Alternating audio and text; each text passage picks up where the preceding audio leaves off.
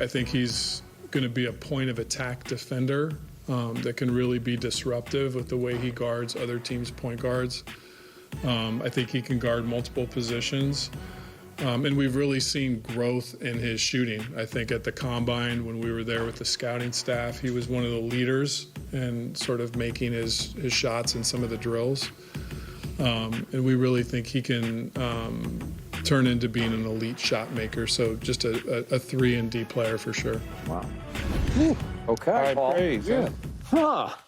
Let's get specific about what you, Paul Pierce, expect from Bronny next season. So how much do you see him playing, and how productive can he be? How quickly? I think it's going to take a minute. He has to get stronger, I think. I think he has to go through a developmental stage. And, you know, you're going to have your summer league. You're going to play. You're going to see somewhat what the speed of the game is going to be like. It's probably a little bit faster than college and summer league because you're playing against a lot of overseas guys, a lot of rookies. And then you're going to have training camp, and then the season is going to start. And I just think, you know, once season starts and they start playing some games, they don't practice as much. So it's going to be hard to develop during the season. So I think he'll have his time in the G League to where he can get some 5-on-5, to where he can really get some repetition, some reps in.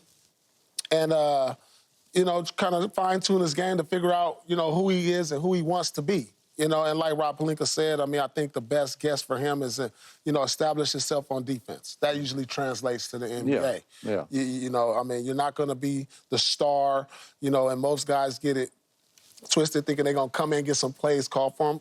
Bronny understands that. He's going to establish his role and who he's going to be in the league as a defender and a shot maker, like Rob said. So I think he'll get some reps at the beginning. Who knows if he'll be on the bench at the start of the season. I think that's the best route I would go for him. And maybe, you know, after about 15, 20 games into the season, he got a couple of months down in the G League to where he's gotten stronger, he's got some reps in and getting his confidence together. You throw him into the fire and see where he is, probably around November, end of November, or possibly wait till Christmas, make it a whole thing, yeah. Okay, before Keyshawn goes, we were just talking in the break. When you left Kansas for the Celtics, how did it hit you when you first stepped on an NBA court? Like I was telling y'all, I'm telling you. I mean, I'd have played in some stadiums. I mean, obviously, Jayhawks, Kansas University, one of the best arenas, Allen Fieldhouse. But when I stepped on an NBA court, Skip, I thought the court was longer and the rims were higher. I did. Because I guess the speed of the game, I got a lot tired faster because of the speed of the game, and then the athletes were just so much better.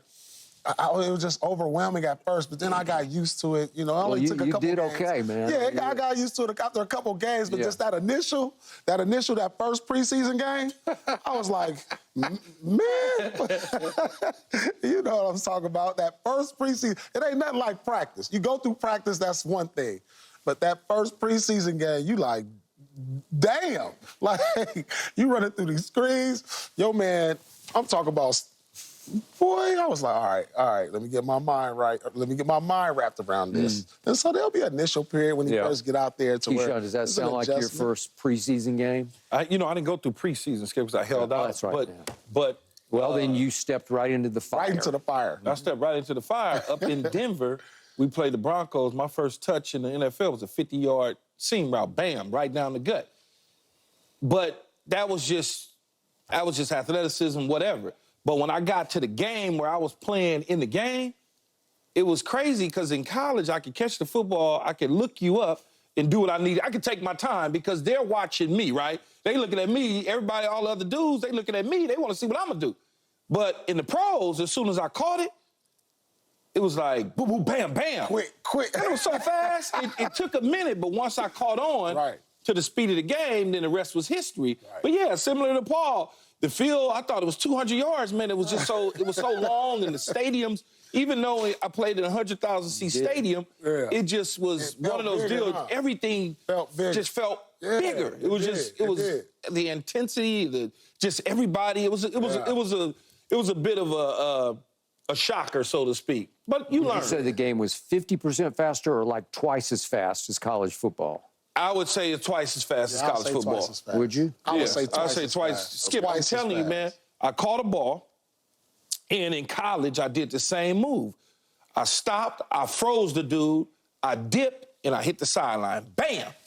In the pros, I thought I was going to do the same thing. Troy Vincent is the corner, great Troy Vincent.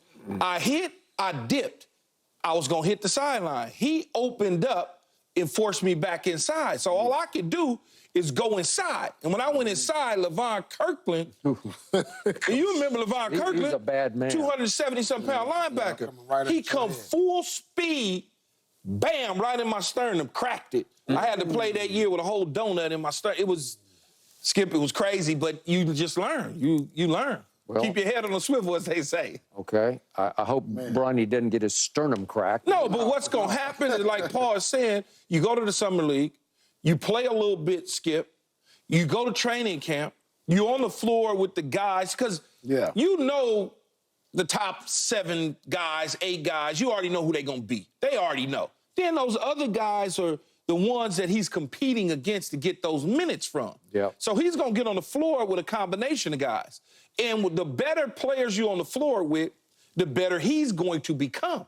Because, again, he's going to know his role. He's going to know what he can do. As I said to you in the last segment, you can't tell me he doesn't have the ability to bring the ball up the court, give it to AD in the low post, kick it off to his dad over here. If he's on the floor with Austin Reeves, give it to Austin Reeves. And then if he sets a pick or move around and he knocks down a shot or misses a shot, get back on defense and transition and be able to cover a guard. Now, I understand what Rob Pelinka is saying. He can guard multiple positions. And I have to think, I'm like, well, multiple positions. I see how tall this guy is. 6'7". He's 6'7". And it feels like 6'9". Yeah, and that's just him. No. I mean, and that's just he'll him. be able to guard 1, maybe 2 positions. But Rob said multiple positions. Well, You know. 6'2" is kind of tough to be that. Because he type of measured guard. at 6'1.5". Yeah, 6'2". Yeah, because even as tough as If he was 6'4", I get it, like a Drew Holiday. yeah, if he was a But 6'4" guy. He's going to be primarily on like the 1 and 2. Yeah, and they know that. You ain't on multiple positions. You're going to be messing around with a 6'9" wing. Come on, man, stop. That dude just going to be able to knock down a shot over He's you. going to have to get stronger, obviously. But I mean, he looked pretty strong to me. No, he looked I'm watching. But I understand. There's No, I understand college college. strength. No, I understand There's college. NBA strength. I understand college, and I understand what his points look like and his rebounds and his field goal percentage, and I get that. But just looking at the highlight clips, I'm like, I mean, he might be able to do that in the pros. It's just going to be faster. It's going to be about his motor. That's all it's going to be, that motor, faster. It's going to be about his motor. How much of a motor can he have and sustain? Yeah. And for how long? Well, you know he's going to be in shape. He will. Yeah. Okay. If anything, he'll be in shape. Keyshawn, to your point, he did not get his father's height as he's topped off now at 6'1.5", because I don't think there's going to be much, if any, more growth. Is it possible after 20, he'll turn 20 in, I think, October 6th? I don't think he's going to get any taller, right? He might get to 6'3". He could. You think so? Maybe. Usually right in here it stops. Yeah. Okay.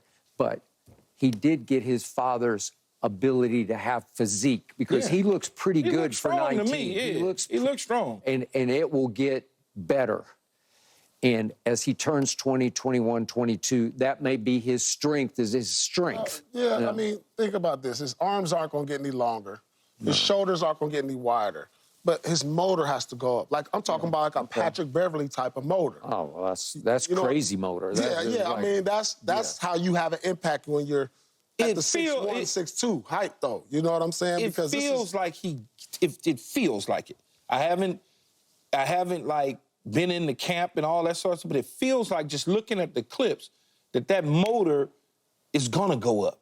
It feels that way. Okay, but when I watch him guard, I don't love the Patrick Beverly analogy because as I feel like you got to get there. Okay, but as Russell Westbrook once said of Pat Bev, out of control. He trick you all. He trick you all on defense. It looks like it looks better than because it's all a lot of hands and everything. flying. There's a lot of hands. It's a lot of diving on the floor. It's a lot of fighting. Okay, I got you. It's a lot of taking charges. But when I watched Bronny at USC guard, he guards with tenacity. He guards with authority, with strength, that's why Rob Pelinka is saying he can be a disruptive point of attack defender where he takes your point guard and it's like what Drew Holiday and Derek White could do. They just get up in you and they disrupt the flow of your offense because they're going to push you out of what you want to do.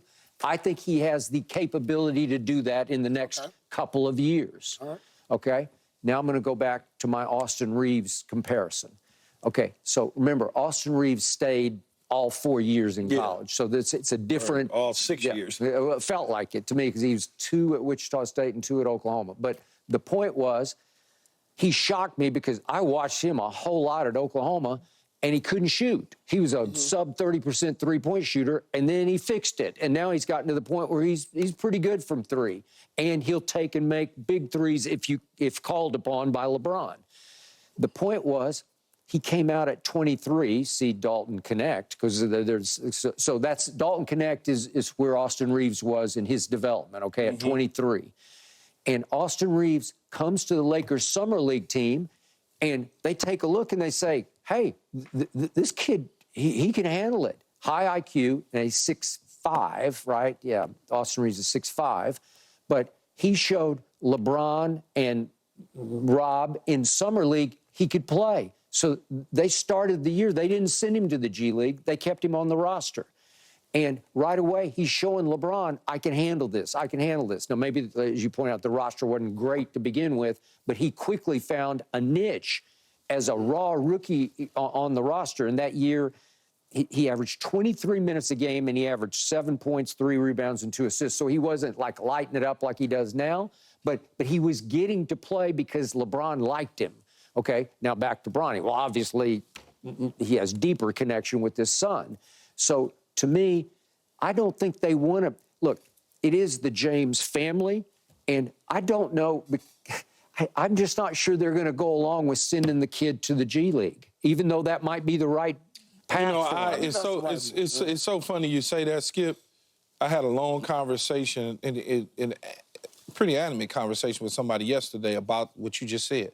I told him the same thing. It's so weird that you think like me.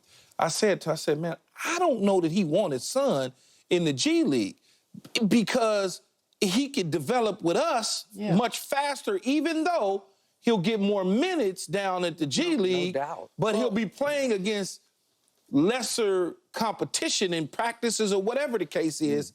And I thought about that. I'm like, I'm with you. I'm like, I don't know if they're gonna want him down there. I just don't. Yeah, because he's LeBron James' son. Do you want LeBron James' son in the... Even though he can go back and forward because they play on certain nights and days. You listen, LeBron is not going to micromanage everything he does. Like, if he feels like, man, listen, I need to get some 5-on-5 reps.